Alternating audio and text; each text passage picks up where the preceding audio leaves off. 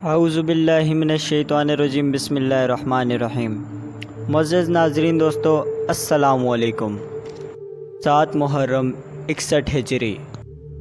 ناظرین کرام، امام حسین علیہ السلام نے یزید کی بیعت سے انکار کر دیا۔ اب ان کے ارادے اس قدر خطرناک ہو گئے، یا تو بیعت یا تو جنگ۔ امام حسین علیہ السلام نے فرمایا، تم جو کر سکتے ہو کر لو، ہم سے جو ہو سکا وہ کریں گے۔ انہوں نے محرم کی 7 کو آل مصطفیٰ کا پانی بند کر دیا۔ پھر یزید نے 22,000 کی فوج بھیجی۔ سب کے سب جوان تھے اور سب مکمل ساز و سامان کے ساتھ آئے تھے، اور پھر بھی انہوں نے پانی بند کر دیا۔ یزید کی فوج کو یہ ڈر تھا، اگر یہ پانی پی کر لڑتے رہے شاید ہم 22,000 ہو کر بھی ان پر غلبہ حاصل نہ کر سکیں۔ ان میں سے 4,000 کا لشکر نہر فرات پر تعینات کر دیا، 2,000 سوار، 2,000 پیادے، اور حکم یہ دیا گیا آل رسول کو ایک بوند بھی پانی نہ دیا جائے۔ دوسری طرف کل 82 افراد، جن میں بچے اور پردہ نشین عورتیں بھی شامل تھیں، اور ان کا مقابلہ کرنے کے لیے 22,000 افراد آ چکے تھے۔ ظلم پر ظلم۔ پانی بھی ان کا بند کیا جو ساقی کوثر کے نواسے ہیں۔ حاکم کا یہ حکم تھا کہ پانی بشر پئیں، گھوڑے پئیں، اونٹ پئیں، اہل ہنر پئیں، سب پئیں، چرند و پرند پئیں، منع تم نہ کیجیو، مگر ایک فاطمہ کے لال کو پانی نہ دیجیو۔ جس نہر فرات کا پانی سب لوگ پی رہے تھے، کافروں اور مشرکوں تک کو پینے کی اجازت تھی، درندوں، پرندوں، چرندوں تک کو پینے کی اجازت تھی۔ اسی نہر فرات کا پانی ساقی کوثر کے نواسے پر بند کر دیا گیا۔ امام علی مقام نے جب یہ دیکھا تو گھوڑے پر سوار ہوئے اور یزیدی لشکر کے سامنے آئے اور فرمایا۔ امام حسین نے ان کو بڑے معقول طریقے سے سمجھایا، دیکھو، ظلم و ستم سے باز آؤ، میرے خون کو اپنے ہاتھوں سے رنگین نہ کرو۔ جان بوجھ کر کسی مومن کو قتل کرنا یہ اپنے آپ کو جہنمی بنانا ہے، اور میں تو تمہارے رسول کا نواسہ ہوں جس کا تم نے کلمہ پڑھا ہے، اور اس وقت اس زمین پر میرے علاوہ تمہارے رسول کا کوئی نواسہ نہیں، اور میرے فضائل کو تم اچھی طرح پہچانتے ہو۔ میں حسین ہوں، جس کے بارے میں نبی پاک صلی اللہ علیہ وآلہ وسلم کا ارشاد ہے کہ حسن حسین جنت کے نوجوانوں کے سردار ہیں۔ میں وہی حسین ہوں جب میں اپنی ماں کی آغوش میں رویا کرتا تھا۔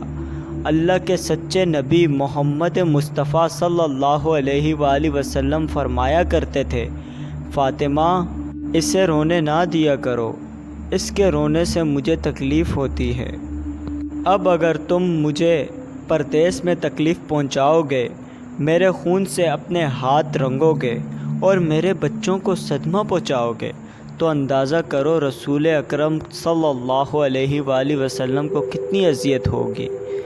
اور پھر جو اللہ کے رسول کو اذیت پہنچاتا ہے، قرآن میں تم پڑھتے ہو، اللہ فرماتا ہے، بے شک وہ لوگ جو اللہ اور اللہ کے رسول صلی اللہ علیہ وآلہ وسلم کو اذیت پہنچاتے ہیں، ان پر دنیا اور آخرت میں اللہ کی لعنت ہے، اور اللہ نے ان کے لیے بڑا دردناک عذاب تیار کیا ہے۔